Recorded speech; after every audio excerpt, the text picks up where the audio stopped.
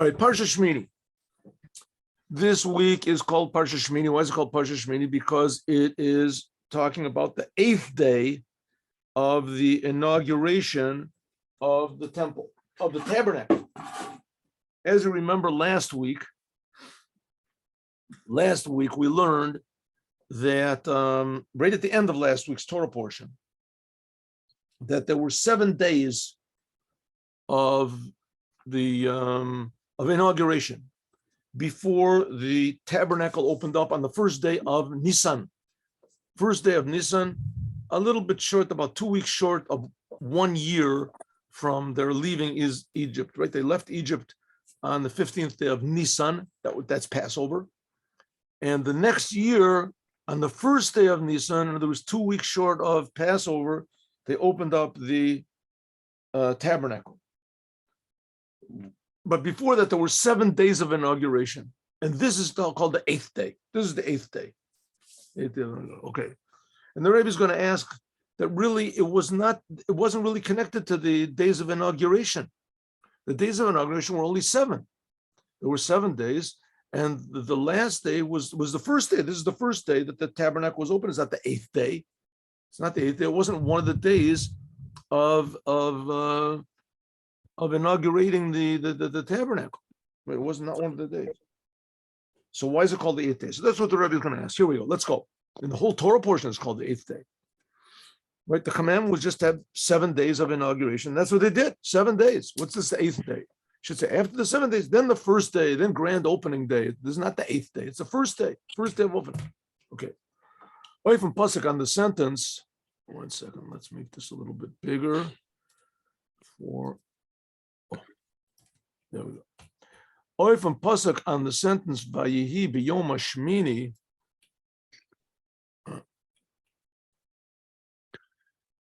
There you go. Of a pasuk on the sentence where it says Vayihi b'yom Shmini, and it was on the 8th day. Freg the Kli Yakar.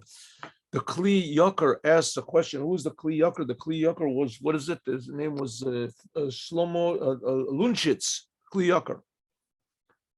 And he asked the question for Vos roofed on their pasuk from the tug Vos Nach Shiva Yamei Amilim, which is after the 7 days of the inauguration. Why does the Torah call it by the name of Bayom Hashmini? Was from them, which from this mashmat seems to imply as erkumt via hemshech. It's a continuation from the 7 previous days of inauguration before it.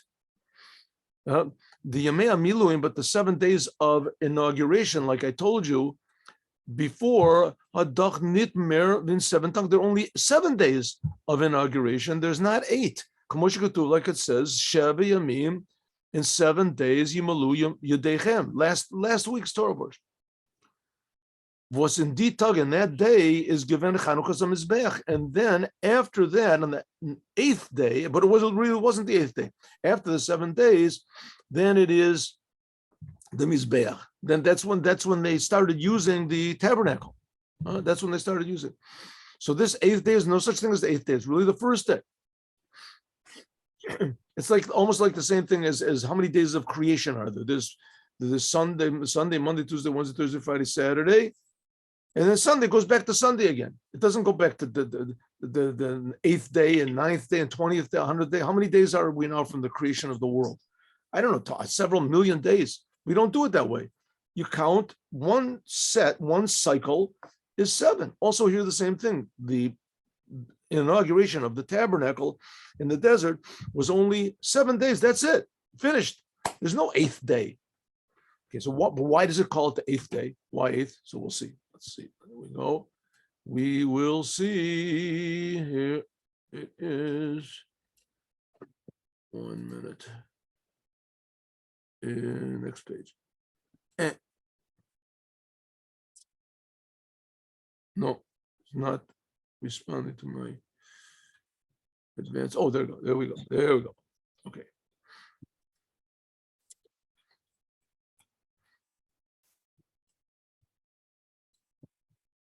Okay, we're going to see something special that's going to really have very big implications in our life, hopefully. What is this? Somebody sent me a message. What's the message? The message is not logged in this device. What's this? Not logged in this device. I don't know what that means, but okay. This is a secret message. Oh, is everybody in? Yes. But their tug was not the 7 days. The day which is after the 7 days of inauguration is a zakfazit. It's a thing on itself. Chanukos Aaron Ubanov. This is the day of that Aaron and his sons actually started using the temple. Nid Chanukas HaMizbeach, not inaugurating the temple. The temple, the tabernacle, was inaugurated 7 days. On the 8th day, Aaron and his sons, they became anointed and they started working. So it's not an 8th day. It's a whole different cycle. Uno for Anford, that's what the Kli Yakar asks. And he answers as thus was Torah roof, the fact that the Torah calls this day by the name of the 8th day is birthday to their tzeilen, to tell us the Maila, the highness of this day. A state, like it says, Doch gleit nachtem, it says, Ki hayom Hashem nira lechem, because today God will appear to you. As in them, then in the 8th day, as Baveis Zich, it shows the Eibishter, God showed himself to the Jews. That's the whole purpose of the temple, right? The whole purpose of the temple is that God appears there. You serve God. The holy temple it is the tabernacle beforehand, is we serve God, and that God reacts by appearing. That's the whole thing of the temple. That's the whole purpose of life, is to reveal the Creator in the creation. So, but the temple, that was a small, a microcosm of what ideally the days of the Moshiach are supposed to be, revealed godliness. When did God really start to be revealed? Was on after the 7 days of inauguration, then the first day of revelation. So it says, the Kli Yakar says no, but they call it the 8th day. Why? To show that it's so important. Why is number 8 show so importance? Is their pasuk? The pasuk is Maktim and Muber. It explains for was davke and them tug. Why is it that day? Did God show himself and not previously? Val is their Yom Shmini, because it's the 8th day. That's what the Kli Yakar answers. When the Rebbe, so therefore is in the Farana Hechara Kedusha. There's a higher level of holiness, in the Friedeker in the previous 7 days. Because call Mispar Sheva, because anytime you have the number 7, that already shows on nature. Chol, it's mundane. 7 days of the week. But Shmini, but the number 8 is holy. It's above nature. That's what he answers. That's what the Kli Yakar answers. Das is their tatam. This is the reason why for us Mila is Docha Shabbos. That's why circumcision in Judaism, when a child has to be circumcised on the 8th day, if that 8th day falls on Shabbos, then we do the circumcision on Shabbos, even though that you're doing things that are forbidden on that day. You're not allowed to draw blood on Shabbat. It's forbidden. But Mila pushes away Shabbat. Val Mila, but the circumcision, it pushes off the transgression of Shabbos. It negates it. Why? Because circumcision is on the 8th day, and Shabbos is 7 days, and therefore the spiritual pushes away the physical. That's the answer that Rabbi Shlomo Lunchitz, the Kli Yakar, what he gave this answer like 400 years ago. Right? He was a pupil of the Maharal of Prague, the Maharal of Prague, that he created a human being. Maharal of Prague created a human being. You ever hear this story, the Golem? Anyway, he was his pupil. Das was erzok, that what it says on the number 7, the language that it is chol, that he says within 7 is mundane, and 8 is holy. That when he says that the number 7 is mundane, maintenance chol. It doesn't mean that Shabbos, the Shabbat is really a mundane week. It's part of nature of a Shabbos, because Barum Shabbos is the Kodesh. Shabbos is holy. Nor vibalt, but because Shabbos is Geit Arayin, is one of the 7 days of the creation of the world, is there noch als verbunden, so it's connected with the creation, right? Like I said before, how do we count the days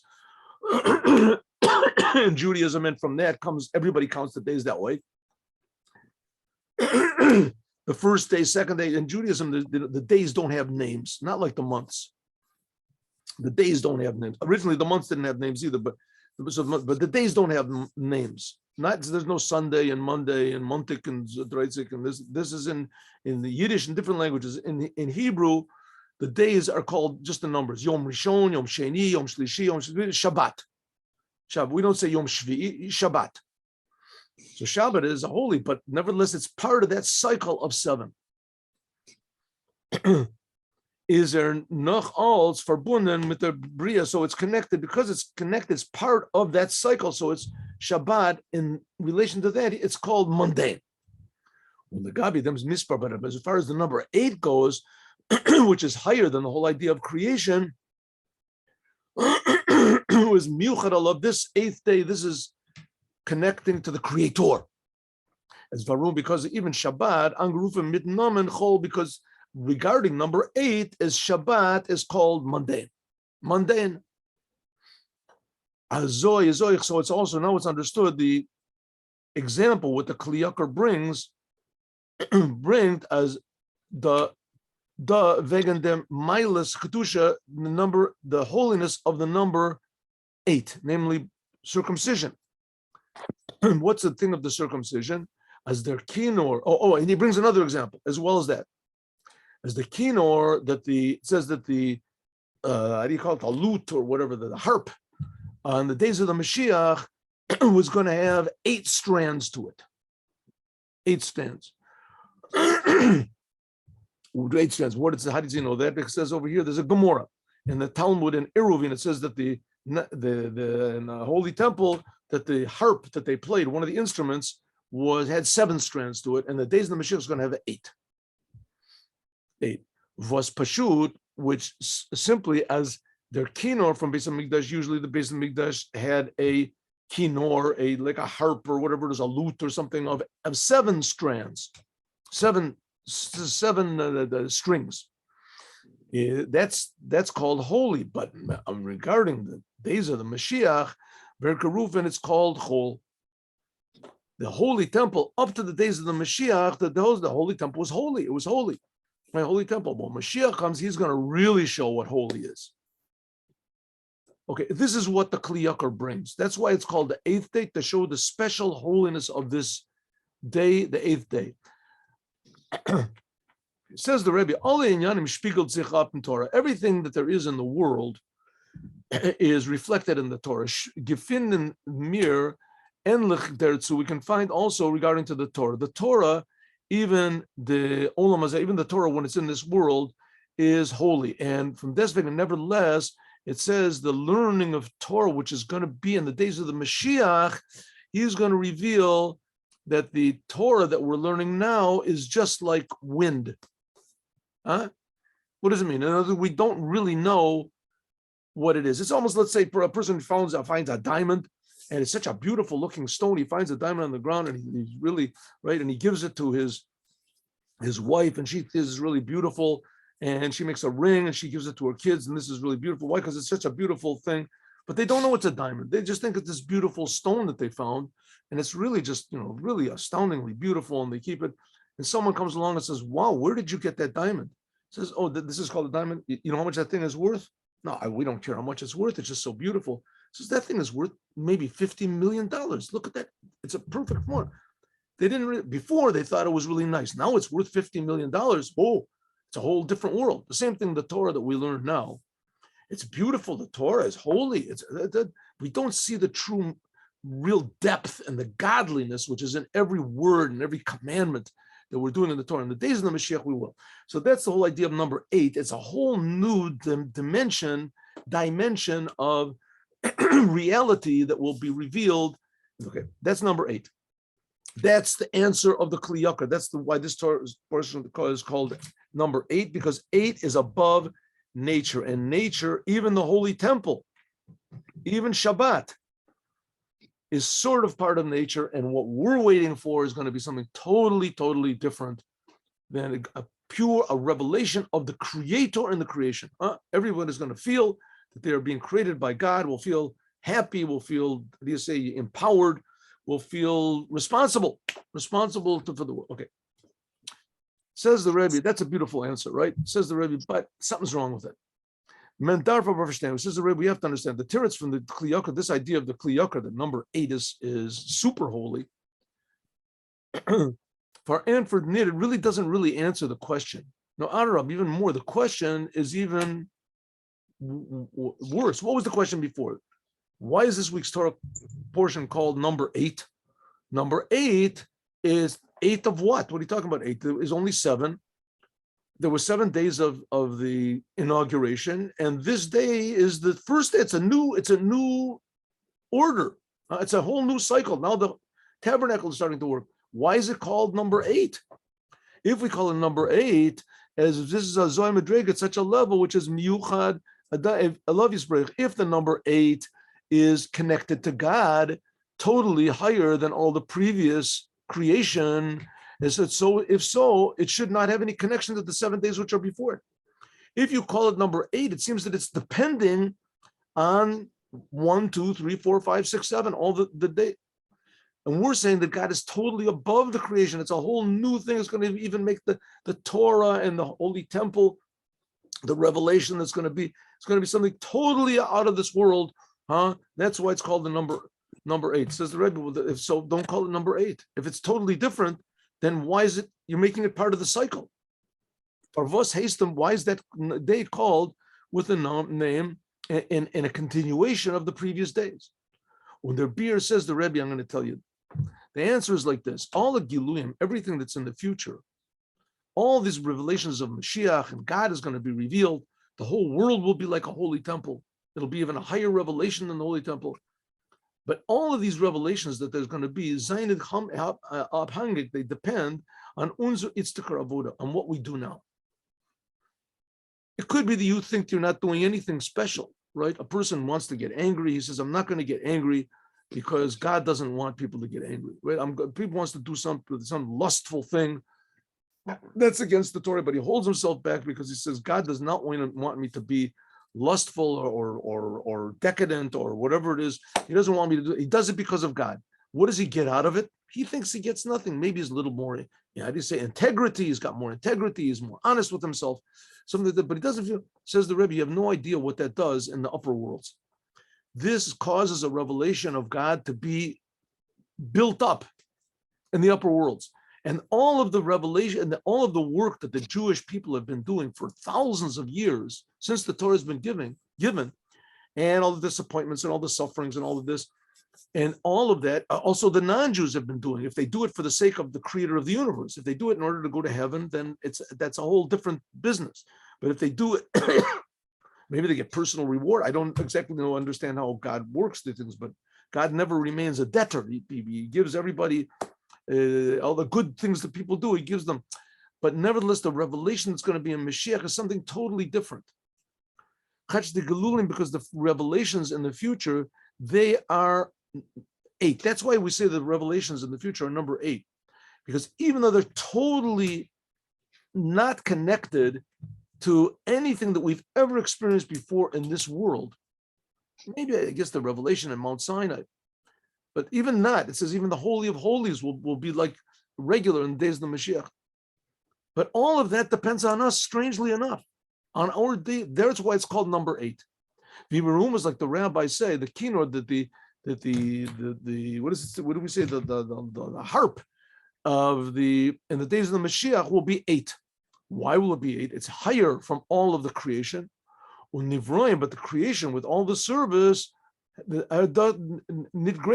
and all of a sudden we can never reach this level now, nor but the revelation which come in a way of an arousal from above, which God gives to us. Next page. From above, they will come from above, from desvegament, nevertheless, from the darf men haben, you have to have now our service, our 7 days, in order to draw down these levels to make the world into a vessel. So a kli, to be a vessel, and then noch der shleimus avoda, after the completion, we've completed all the work that we can in this world and gone through all of the met all the challenges that we have, etc.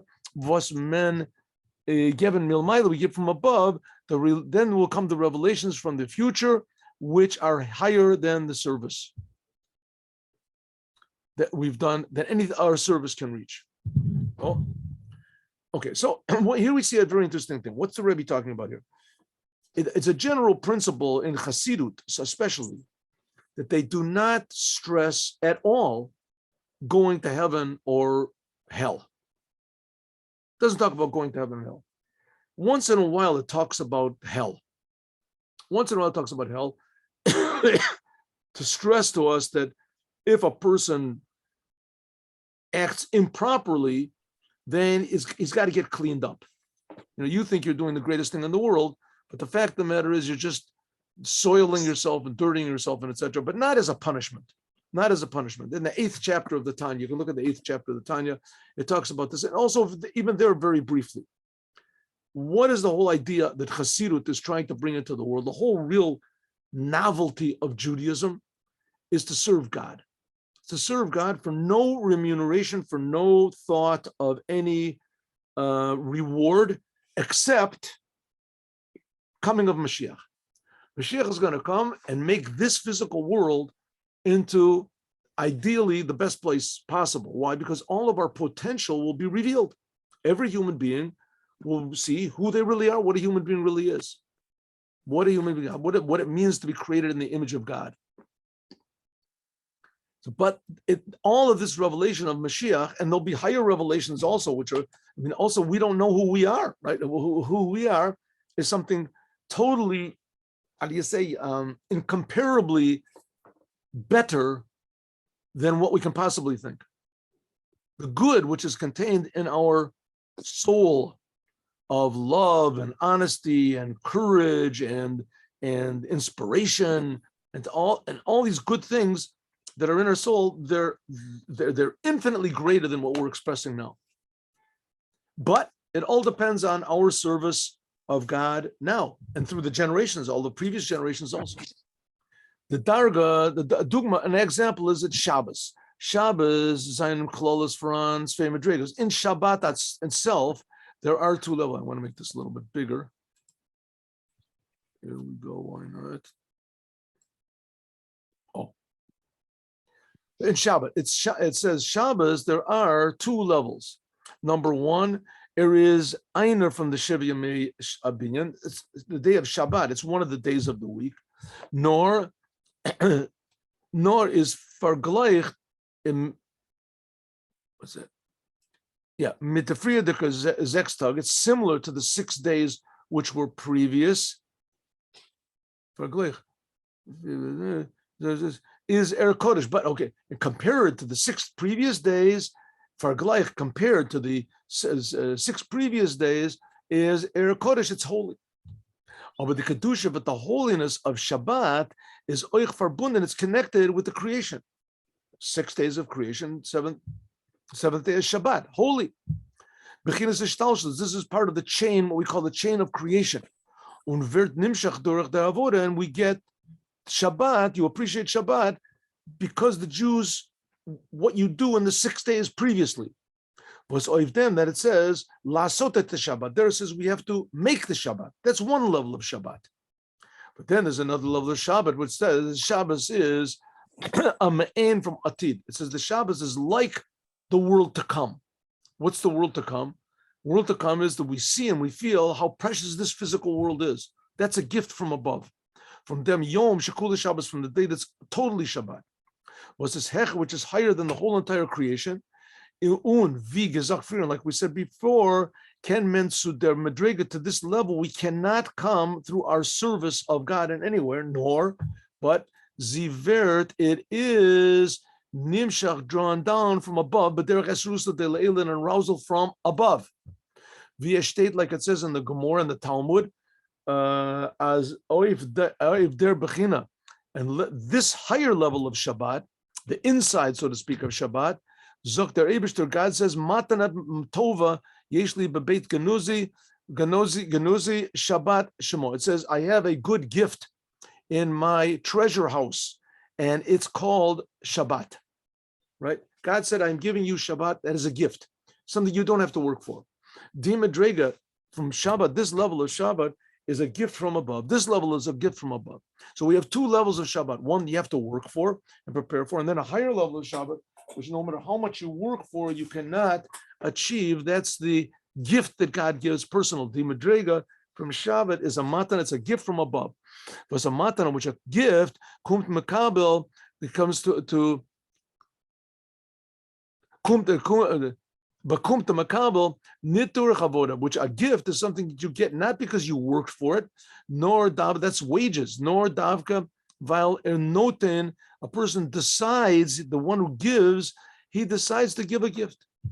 Oibman gift is to leave zayin avoda. If it's given according to work, it means that you earned it. You earned it. So belonging in nitkayin matana, then it's not a gift. So there's two levels of Shabbat. We see that there's two levels of Shabbat. The same thing is here from deswegen vet oich de hecher bedrega. But nevertheless, even the highest level of Shabbat, which is a gift from God, is nimshach davga nochdem vias frier geven avoda. But this also has to be by means of our 6 days of work before, and like it says, misha torach b'Shabbat. A person who works before Shabbat will eat on Shabbat. You have to prepare your meal before Shabbat. Lead on Shabbat. Also spiritually, the same thing. Does mean, so does it mean? It doesn't mean that your service of God in the 6 days of the week arouses this higher level of Shabbat, this level higher matan of Shabbat. As is over that Chazal, like the rabbis say, ilav the avi lenecha the nafshi lo yayavne matana. It says it's this higher level of Shabbat, the inside of Shabbat. This is a gift, but it says, who do you give a gift to? Usually you give a gift to a person that for some reason or other, this person, how do you say, he's appealing to you. As veter makabel volt im nit verspart kein nachas ruach. If the one that's receiving the gift is displeasing, right? If he doesn't please the giver at all, then the giver wouldn't give it to him. Nor when git him the matana, only when he gives him the gift, to leave them nachas ruach was does was had getan them no sin. But why? Because you like somebody, so you give them a free gift. It does not that you really did anything to deserve it, but because you appeal to the person. The same thing with Shabbat. Shabbat is one level of Shabbat which we work for and we get, and the higher level is a level that is a gift from God, but God gives it to us because He likes us. He loves it. As gitter as a sach mir, but you're given a lot more than the pleasure nachas ruach is vert, right? Because the giver, he likes this person, whatever he likes, you arouse mercy or something like that. Or so the rich person, right? The Rockefeller, he sees somebody in the street that somebody who's playing the violin, and the person says, he looks at him and says, "Oh, you remind me of my father. Take $1 million." Right? Gives him a gift. Right? Somebody says, "Well, what about me?" He says, "No, I'll give to you. Maybe I don't want to give to you, but you remind me of somebody I know. Here, I'll give you $1 million." He finds favor in his eyes, but he gives it. But what he did was incommensurate to the gift that he got. So the same thing is with Shabbat. Okay, what's the Rebbe talking about here? Rabbi, somebody's in the waiting room trying to get in. In the waiting room? 1 minute. Yeah, he tried a few days ago too, and he couldn't get in. Sorry, here we go. I'm sorry. I have to ask my son. I keep forgetting. I'm sorry to keep waiting. Levi G. Is this Levi Garbos? Could it be? Levi Goldstein. Oh, Levi Goldstein. Okay, good. Good. Everybody in? Yes. I'm sorry you had to wait. I have to fix the thing so that people get in automatically. Okay. We have a very strict doorkeeper here. It's the machine is the doorkeeper. I don't know if people want to get in. Okay. So here we go. What's the Rebbe talking about here? Listen, what's the Rebbe talking about? The Rebbe is talking about like this. Shabbat, the day of Shabbat, is a revelation of God in the world. You see it? You see a revelation of God? It's nothing like any revelations that we're talking about. Usually you think about revelation of God as that, God, a big white light appears or some sort of a miraculous, voice comes from heaven or something like that. Shabbat, you feel that there's a creator. We said that so many times. We feel that there's a creator in the world. And people that keep Shabbat, right, they observe Shabbat, I mean, it's like anything else. If somebody's trying to give you $1 million and you turn your back to the person, so you're not going to know that you're rich, even if he puts it in the bank. He puts $1 million in your bank account, but you just never go to the bank. You don't go there whatsoever. You don't have any checks or whatever. So it's there, but you don't feel the same thing. Godliness. Godliness is given to us every Shabbat. And here the Rebbe says there's 2 levels of godliness. One level of godliness is because of the 6 days of the week that we work, and a higher level of godliness is a gift that God gives to us. That's even a higher level, and it's there every Shabbat, and you can feel it's a sense of peace. It's a sense of how do you want to call it, of meaning, you feel that life is meaningful, right? Life is meaningful. Meaning is waiting for us. That's what you can feel on Shabbat. Right? It's there, it's waiting for us on Shabbat. That God loves us, God cares about us. It's okay. It's okay. You're not alone. On Shabbat, God looks at you, cares about you, everyone in the world. Shabbat is only for the Jews. Shabbat is only for the Jews because the Jews are here. We'll see in a moment, but Shabbat is only for the Jews because God is with everybody. But the whole idea of Shabbat is that every day is different. And the Jewish people are here to put godliness and all these changes in the world, in every detail of the world. And the non-Jews are here to put order in everything in the world, but not to put godliness. That's not their job, to put order, to make blessing in the world. The Jews are here to make godliness in the world. And an example of this is the day of Shabbat. The lower part of Shabbat, that's we work for, that's part of the world. Okay. Ba'al derech zeh, similarly, has also been the Giluim, the revelations, which were on the 7th day of the inauguration. Chach the Giluim, because these revelations, Zayin, which in the tabernacle, the 8th day, because they were from such a high place, which service of God cannot possibly reach, as Dach, Zayin and Zeh, they are drawn down after the service, which the fact that they are drawn down after the 7 days of service, this is not because they're really connected to the 7 days of service, it's because this previous 7 days, that makes a vessel for them. Page doesn't turn, here we go. Oh. The Shevis Miluim, the 7 days of inauguration, which preceded them, as b'shah she'iz given the shlemus, when you complete the service of the 7 days, is nimshach given, then it's drawn down an arousal from above, that God gives a free gift, which is totally incomparable to anything that you could have possibly earned, is the Rebbe. So therefore it's called the number 8. Why is it called number 8? Because even though that it's totally higher than everything else, but nevertheless it comes through because it comes by the means of our service in this world. Okay, so first of all, we can learn from this. Excuse me. Several things. Number one, that God wants to be revealed here, and God does reveal himself here. Number one. Number two, that which we serve God in the world, it's not for nothing. We don't have to wait until you go to heaven in order to get it. And not only that, going to heaven is not really a necessary part of the whole picture. It's not a part of the picture. Going to heaven is sort of like making a pit stop. It's not really part of the whole business. Going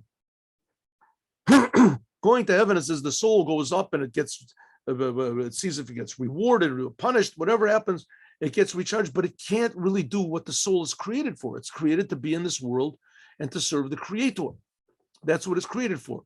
But when you're in this world serving the Creator, you should know that God reacts to what we do.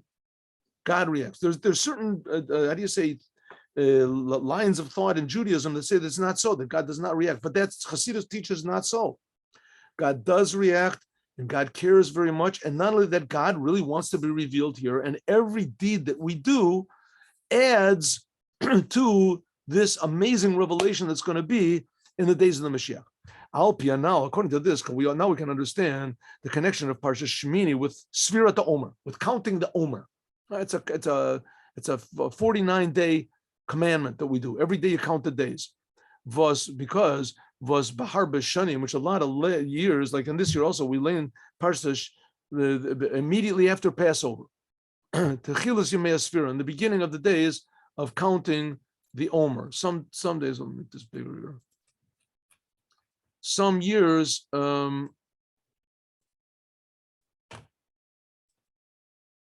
Pesach comes. We learned the Torah, and this year we're learning Shmini. A lot of times we're much further on in the Torah than this year. We're like written well into the book of Leviticus, but there's a lot. Most of the years, the Shmini happens like this year, right after Passover. Now, right after Passover, we begin a commandment of counting the Omer. We've talked about this before. You count 49 days between Passover and Shavuot. Vegan der mitzvah, regarding the mitzvah of counting the Omer, it says in the Torah, Tispru Chamishim Yom, that you should count 50 days. Frechtman, we can ask a question. The question, men sailed, we count only 49? And the answer to this is, it says in the Torah, you're supposed to count 50. Let's count 50. It says, no, you only count 49. Why? It says, because if I entered as mitten beer with the explanation, the Jews, by means of their counting, 49 days, by means of their service, as Zayin and Moshiach, they draw down the 49 gates of it's called the 49 gates of understanding. It's a Kabbalistic term. It's written in the book Sefer Yetzir also. The 49 gates of understanding, but it's called Sheva Shvuot Tispar Lecha. It says we have to count 7 weeks, right? One place it says you have to count 50 days. And another place it says you count 7 weeks. How many days are in a week? 7. How many days are in 7 weeks? 7 times 7, 49.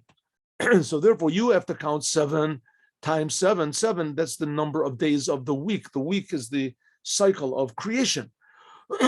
7 days. Aber zu lieb them was Zayin and Moshiach, but they drew by means of that you draw down through your service of God what's called 49 gates of understanding is Gitmin Milaila. God gives you a free gift them on the 50th day, which that's something like the 8th day we were talking about here, namely something totally incomparable to all the days before it.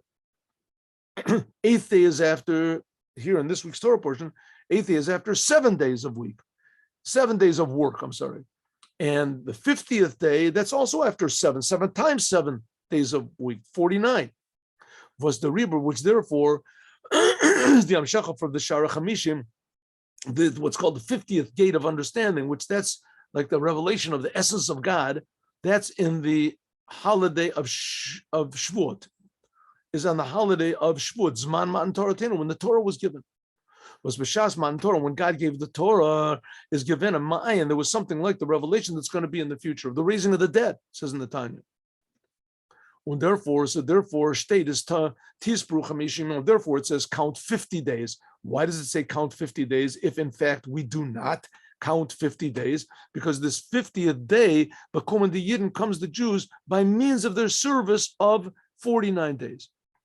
Really, the fact is, in Sfiras Omer is a preparation not only for the giving of the Torah, versus Ma'in, which is something like the revelation that's going to be in the future, but it's also a preparation for the future itself, for the future redemption. Counting Sfiras Omer's preparation for Moshiach. It's known, there diuk, haloshan, what it says in the sentence, Ki it's a sentence in what is it in Micha, right? Let's have a look over here. 17. Where is it? Yeah, here it is. 17. Micha. It's a prophet in the prophet Micha. He says, "In the days of your going out of Egypt, I will show you miracles." The days of going out of Egypt. It's not so. We left Egypt. We just finished celebrating the day that we left Egypt. We left Egypt in one day, huh? We left in Lichiora is the Charoiski, and the going out from Egypt is only on one day. Why does Micha say less like the days that you left Egypt, I will show you miracles? says the previous Rebbe, the previous Rebbe explains as the full Ständiker Yetzia, the complete going out of Egypt, Vet Nishlam will only be completed when the Moshiach comes in the future redemption. By then, but until then, so we're still counting every day. We're still counting, and not only are we counting, we're also still in Egypt. We're still in limitations. Was movement from freer before, from the 15th day of Nisan, 2,448 years ago. Not time. 2,448 years after the creation of the world, right? God gave the Torah 2,448 years after the world was created. Now we are 5,783 years after. So since then, since this 2,448, which is like 3,300 and 35 years, as Holton Yidden, we are going out of Egypt. 2,000, we've been going out of Egypt for 3,000 whatever years. Was weiter gehen mit alle Hecher, and every day we're going higher and higher. Biz as Karov Mamish, that soon will be the Geula Mitit Shlema, the total going out of Egypt will go totally out of all of our limitations.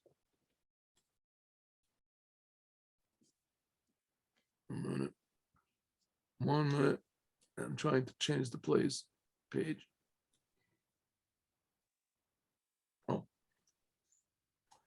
The Erster of order, the first service of the Jewish people, Bald Nach the Yetzias, after going out of leaving the land of Egypt, was counting the Omer. There was the first Sphira, Al Derech Sphiras Omer. They counted something like Sphiras. Of course, they didn't have any Omer because the Omer was barley, and barley is only in the land of Israel. But nevertheless, they counted. Thus, this means that the counting of the Omer is the first step in the service for going out of Egypt. Egypt, the word Egypt in Hebrew also means limitations. And like I said before, we don't really know how infinitely good we really are. We're limited by nature, by our own nature, by nature around us. So every day when we work on ourselves, we're going out of our nature. B'shlemus to the Geula Atida, this will be the true revelation of the number 8. The 8, like this week's Torah portion, 8, totally above nature, a true gift from God, but we'll all get it. We'll all get this amazing gift. So that's why it's called Shmini. Why is it called Shmini? Because true, like the Kli Yakar said, that it's a number which indicates something totally relevant to only the Creator, in a way has nothing to do with the creation, and God gives it to us, right, just as a pre-gift, nothing to do with what we did. Says the Rebbe said, but the fact of the matter is that God gives it to us. And because he gives it to us, and every one of us will feel pure godliness, so we won't, I'd say we won't have to be confused anymore. Now, you shouldn't think that means you don't have to believe in God anymore. When God reveals himself, like in the temple, then you really have to believe. Like, see, we see the Jews, they got out of Egypt, they saw all these miracles, God revealed himself on Mount Sinai, and 40 days later, they worshiped the golden calf. Huh? Moses went up on Mount Sinai, they thought he wasn't coming down, then no problem, they worshiped the golden calf. So we see that and they didn't really believe in God, right? They didn't really believe in God, or when they, right? Because belief in God means above understanding, And they, as soon as things got what they thought was bad, then all of a sudden they said, hey, we don't understand what's going on. Let's worship golden calf. Somebody should have said, hey, we don't understand what's going on, and we never understand what's going on, right? This is great. This is God's world. It's God's world. It's not our world. So even when God reveals himself, even like on Mount Sinai, here you see the Jews had the temple, the first temple, second temple, but you have to have belief in the Creator, because the Creator is above understanding. And the more the Creator reveals himself, the more we realize that it's not understandable. God is creating us. God cares about us. So that's the whole idea of Shmini, that you should know that when you serve, you do what the Creator wants in this world, that you can expect big surprises. When it's going to happen, God knows when it's going to happen. But it'll happen. And God cares about us. And that's the whole message of Shmini, a revelation above nature, in nature, because of our making a vessel for this big surprise revelation of God. So expect it any second now. Expect this is going to happen any second now. But it's like a person waking up from a dream. Okay, now let's do the Yom Yom. 1 second. Somebody asked a question over here. We have a question. No, Moshiach cannot be a convert. Moshiach has to be a Jew. Moshiach has to be a Jew, a direct descendant from King David. The child after child. And a person, let's say, if a Jew, a direct descendant from King David, gets married to a non-Jewish woman, and the child they have is non-Jewish, so then he's not a connection to King David anymore. So a person would say, hey, well, I come to generation after generation from King David. It's just that my great-grandfather married a non-Jewish woman. And so it says, if that's so, then you're not Jewish. Can Mashiach marry a convert? Can Mashiach come from a convert? I don't know. You have to look that up. You have to look it up. But the Rambam says it has to be a direct descendant from King Solomon. But ostensibly, Mashiach cannot come from a convert. But don't worry about it, because Mashiach cannot come from a Kohen either. It can't be a Kohen. Mashiach has to come directly from the tribe of King David, who was for the tribe of Judah, Yehudah. Oh, wow. Mashiach can't be a Kohen. Wow. Mashiach can't be a Kohen. I'm sorry, everybody, but, right? Can't be a Kohen, can't be a Levi, can't be a woman. Not because any of these are, not something's wrong with them. It's like when you put on tefillin, a man, only men put on tefillin. When you put on tefillin has to be put on the arm that you don't write with. If you write with your right arm, you put tefillin on your left arm. Why? That's what God decided. Why not put it on your leg? Why not put it in the middle of your eyes? It says in the Torah, you're supposed to put it in the middle of your eyes. No, that's not what God wants. That's why we learn the Torah and the explanation of the Torah, to know exactly what God means when he says what he says in the Torah. Okay, now let's do the Yom Yom. If you want to, we'll have questions afterwards. Okay.